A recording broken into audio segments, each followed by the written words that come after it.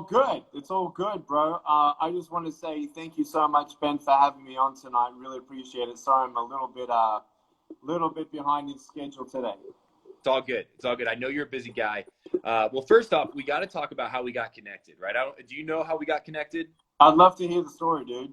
Okay, perfect. Well, our friends over at the Orphan Myth. Do you know anything about the Orphan Myth? Of course. Yeah. Yeah, so this great campaign is going on. Our friends over there help connect us. The Orphan Myth is a campaign, and they're starting the 100% participation campaign, which is there to care for those children that are in foster care or have been separated from their families. It's a whole program that says, hey, we need 100% effort, 100% participation from all of us. That can be as grand as bringing a child into your home, or maybe as small as just advocating to your friends and family about the campaign or donating money. That campaign is really incredible. So you can go to Orphan Myth, Google it and check it out. It's something that I'm involved in, that Nick's involved in, that we believe in, that we'll be launching very soon, that you'll be hearing more about. But that's how we got connected tonight, and I'm very thankful for that because you fit perfectly into what Hope Still Wins is. Yeah, I'm just pumped to have you here. Bro, now that you said it, I've had just such a whirlwind of a day. Yes, I am a huge fan of Orphan Myth, especially here in America. What they're trying to do is really encourage, as you said, really filling in the gap of the need for the foster kids and just children who don't have parents, who are looking for a loving home. I've heard stats, Ben, that are actually been out for quite some time now, that 90% of those who are incarcerated were I think, of the men, I think, ones that had no father figure at all. And so it's so important to understand that we all need love. And me and my wife, we have 4 biological children. We believe one of these days at the right time, as God provides, we will definitely consider either fostering or adopting. And so right now, my wife's hands are full. We got an 8-year-old, a 5-year-old, both boys, and then we got twin girls who are 3 years old. And we love kids, and we really believe that if not now, when? I mean, America, I think we have been 500,000 children right now waiting to either be going into a foster home or an adoptive home. Yeah, it's something that I'm really excited to be able to advocate for because it is such a great cause, and it's something that I know the team over there that I've been working with and that you've been working with, they care deeply for these kids, and our small part in our advocacy for all of us can be a huge help. Well, Hope Still Wins, Nick, is always been built on the idea that we want to share stories that are true, that we want to highlight people of influence who have an incredible story to share, and one that people will be able to relate with, hear from, and learn from. Well, you're definitely one of those people. To introduce yourself, how would people know you? If you introduce yourself to the group, how would you do it? Nick, give me a hug. That's great. Everyone calls me the hugging machine. Some people call me Mr. Nick V or Nicky V down under. So I've lived in California for 17 years. We just moved our family to Texas, in North Texas area, the Dallas Metroplex. And look, born without limbs, definitely not disabled. I'm not, it's not a trigger word for me or something that gets me, whatever, emotional, whatever. It is what it is, but it's not about no arms, no legs. I used to have a tagline back in the day, no arms, no legs, no worries. So I'm 38 years old, and I've traveled the world, 74 countries, 21 presidents, 10 governments, and crowds as large as 800,000 people live in person. And so it's been cool with 14 million social media fans, just trying to plant seeds of hope and encourage people along the way. But yeah, there's no medical reason as to why I was born this way, but I was certainly blessed to be raised in a loving home. Brother and a sister born after me, no disability, and there's still no medical explanation as to why I was born without arms and legs. Well, I imagine, because I've heard you speak before, you share your story often, right? And so this thing that your story has now became something that you speak about multiple times a day.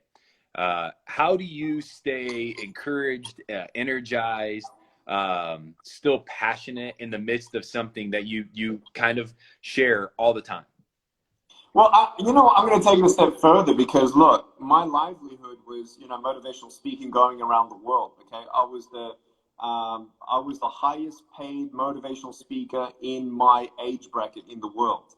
And I used to do 35 of them a year, which enabled me to then speak for my nonprofit organization about 72 days a year. And I get a salary from them, but I still need to pay for my own caregivers and all that. So that was my bread and butter. And then when obviously all of this dried up with COVID, we sank, we tanked. Ben, I'm not afraid to share with people about how difficult 2020 really was for me. It was a messy year, messed with my head a little bit too, which actually was cool because it got me to do counseling sessions as well.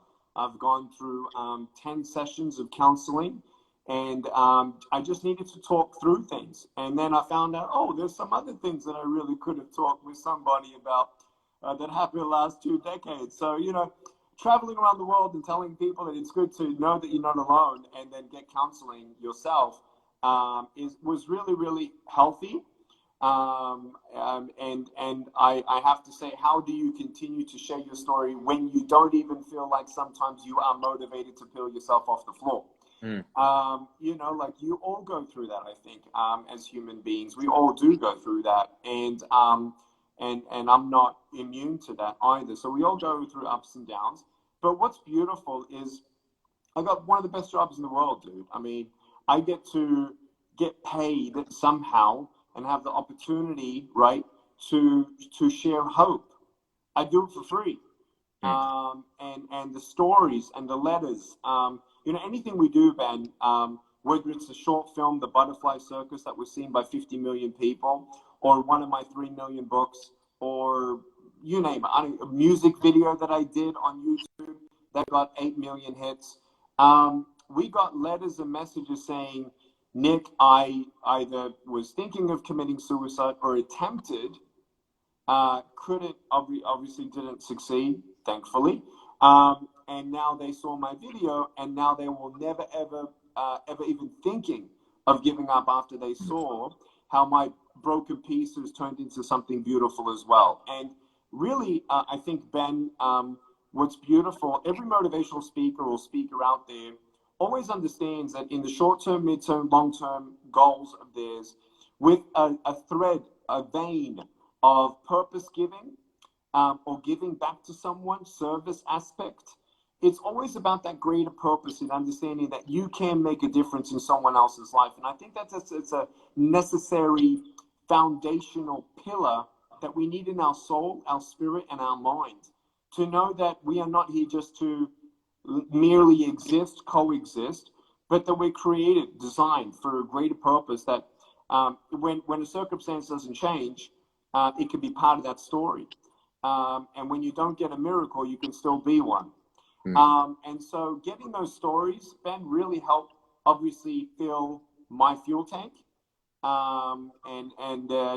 You sometimes get a story. I'm sure you get the same thing, man. You've inspired heaps of people, to wait for the right one, to honor, God and your values. And don't worry about what the freaking world thinks about you too. But having a humble heart and being strong and digging in your heels when you know you need to, and just being yourself, man. I think all of that matters. And I'm glad that, between my faith, family, and friends, I'm still here, man, and stronger than ever now, and excited to see what the future holds.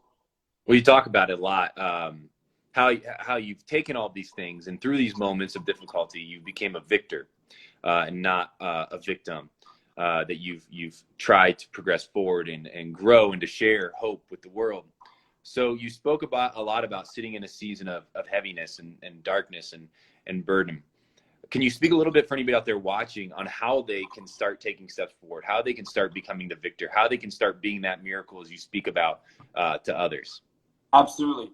First of all, for anyone who don't know, I went through depression at ages 8 to 12, attempted suicide at age 10 myself. And I'm actually a youth advisor to 3 national governments on anti-suicide programs and anti-bullying programs in some countries. And so when anyone goes through those kinds of things, and you go through challenges and change, right? Like if you were alive in 2020, maybe, right? Anyone and everyone. Number one, I'll give you 4 quick pillars, Ben. Number one is process and be aware and deal properly with your emotions. I think when you go through a lot in your life, a lot of us tend to internalize things. I know I do, but you can't bottle it up forever because eventually it pops. So don't ignore it. Don't put it aside, and don't oppress it. So what do you do with that? Maybe journal. Maybe talk to someone. I chose 2 friends in my circles, and I called one week and called the other the next week, and alternating weeks. I just need to hear their voices. Not that I felt like I could help them, and not that I felt like they could help me, but just to be connected, right? This should never have been called social distancing. This should have been just called safe distancing. That was stupid, because we need to be social. And so that's that. The next thing in the emotions is professional counseling. I think it's really, really important to be okay to ask for professional help on that. For me, only a Christian counselor for me, because of my faith and beliefs accordingly. Second pillar, Ben, on the major level, would be the attitude of gratitude. Look, 2020 sucked so bad that it's not just being thankful for what you do have and what went well, but actually I had to go back to the bad days and wonder, wow, that was pretty bad, but it could have been even worse. And actually it helped me. It's reframing, it's perspective, it's understanding that, yeah, that sucked, right? To let some employees go. It sucked to, 2017, see my dad die of cancer. But at least I got to say goodbye to my dad and spend time with him. At least, as I've gone through difficulties with teams and stuff, I've done my best to, keep my friendships, and know that friendships are important too, right? To keep up with people along the way. And so when you go through difficulties, you got to be thankful for those things that even could have gone worse that didn't go that bad. Number 3, changing obstacles into opportunities. Look, COVID ain't the first one nor the last crisis of the world. Go back to the last crisis that you've gone through and write down 3 life lessons.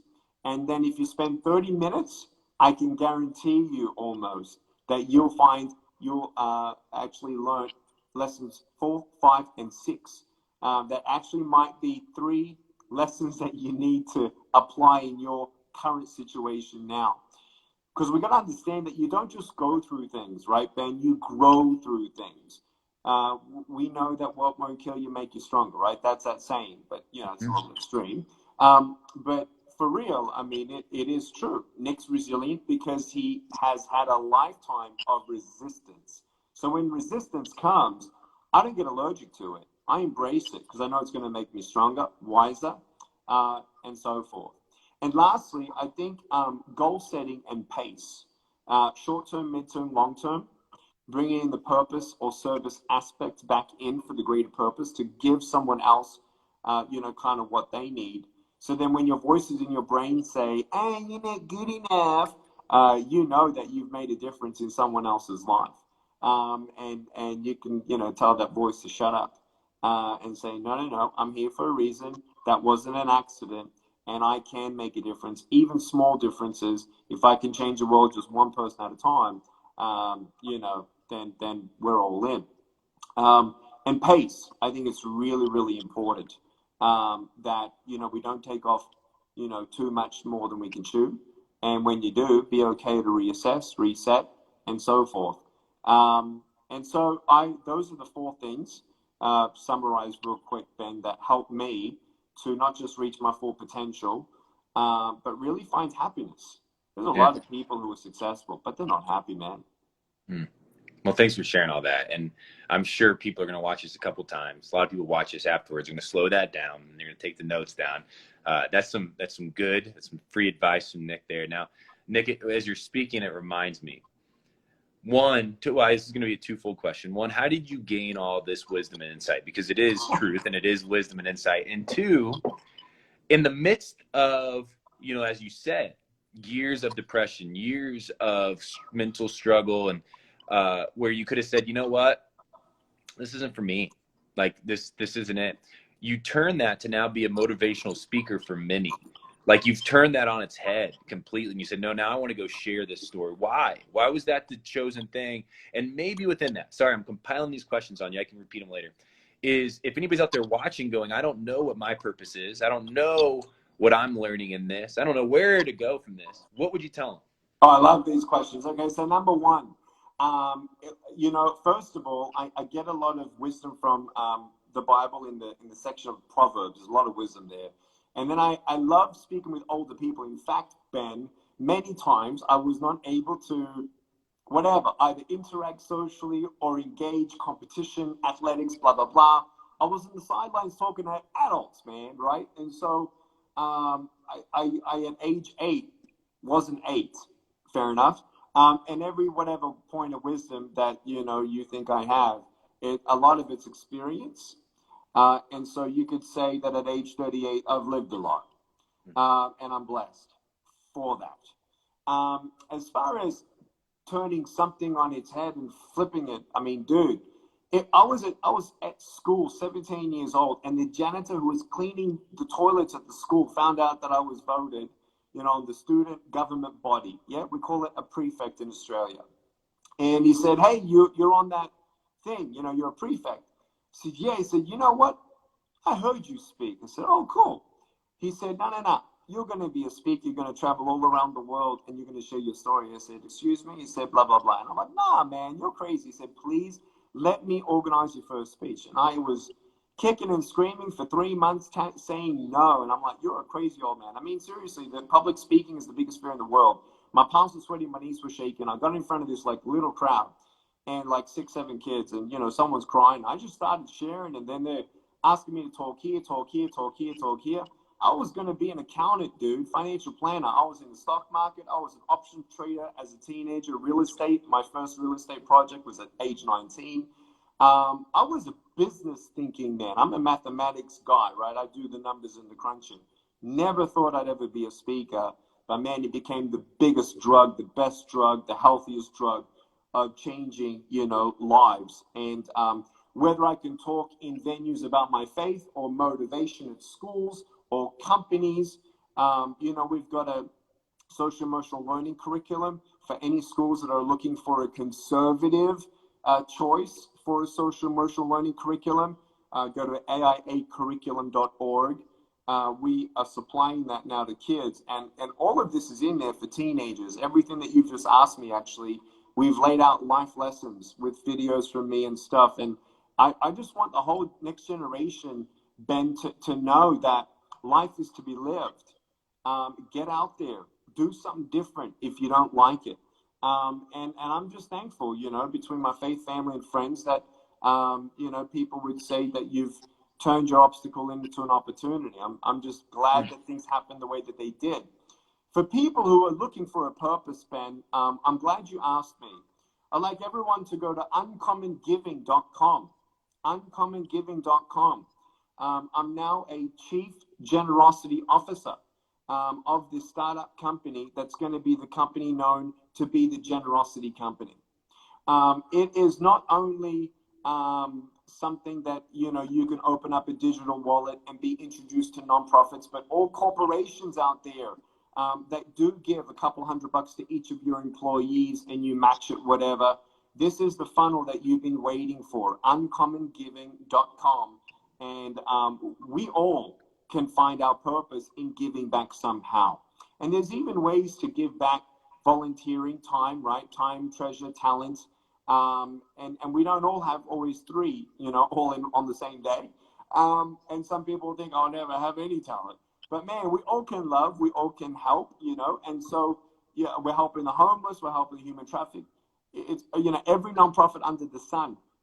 You know, you could use uncommon giving to find what matters most to you and get plugged into your local community. I mean, we have a passion and heart for veterans as well, Ben. And in Dallas, where we live, 32,000 homeless veterans in our own backyard. Not acceptable. So how do we do what we do, and how do we come together and really, you know, change? America needs help, man. I mean, not just 2 billion people without food in the world that we've known, and billions and billions and billions of dollars gone through the corrupt funnels of Africa and all around the world. But America, we need you, Americans. I'm a U.S. citizen myself now. I'm very proud for that. And I just believe, Ben, if we really like, well, I don't know my purpose is, just go and give and do something for somebody that they need, they didn't expect, they can't even thank you. And you don't give, right, to receive. We know that. But in giving, man, I think it's one of the greatest ways, Ben, to instill that purpose that gives you dignity. I think a lot of people struggle with self-love. And you can't love the world till you love yourself, meaning you're not really going to find happiness until you know the fulfillment of giving a bottle of water to a homeless man that we just did through Uncommon Giving here in Texas during the storm. Many got waters. But it's not like, oh, well, I did my deed. No, you look at that person, you go there, my son, we go, right, face to face, and we help. Because there's no one that you could lay your eyes on. This is really important, Ben. There is no one that you can lay your eyes on who's not important. And no one's more important than another. And it's not about a minority group getting a spotlight, dude. As soon as one spotlight gets the brightest, where's the fantasy in that too? It's understanding what matters most to you, is understanding how you can love those around you. But you ain't going to know their value as a human being until you know your own value as a human being yourself. You're irreplaceable, my friends. Irreplaceable. That's awesome. Well, hey, we're going to switch gears just a bit, and I appreciate everything, and I appreciate your time tonight. We have 2 final questions for you, Nick, and this one was sent in. One of the questions I was checking, and it's a question I think that you'd be great to answer, and I know they'd love to hear from you. Somebody out there wrote in that they have a disability, a physical disability, and they're having a hard time figuring out how to date. And a lot of people that follow me really are into the romantic side of things, and they really want to date. And I get that. And I know it's switching gears from what we talked about, but I would love for you to respond with, how do you find the confidence? How do you step out there to date while at the same time having a disability? Look, let me tell you, it was a very difficult time in my life when I once fell in love with a girl and I wasn't good enough for her family. Let's put it there. And that was very rough, very tough. And that's black and white, straight up the truth. 2 years later, I met my wife. And my wife was asked by if your children, all children, you know, what if your child has no arms, no legs? And she said, even if all 5 of our kids have no arms and no legs, at least they're going to have a wonderful example as their father. And talk about true love, okay? We wrote a book called Love Without Limits. In fact, the treasurer on our board of our nonprofit Life Without Limbs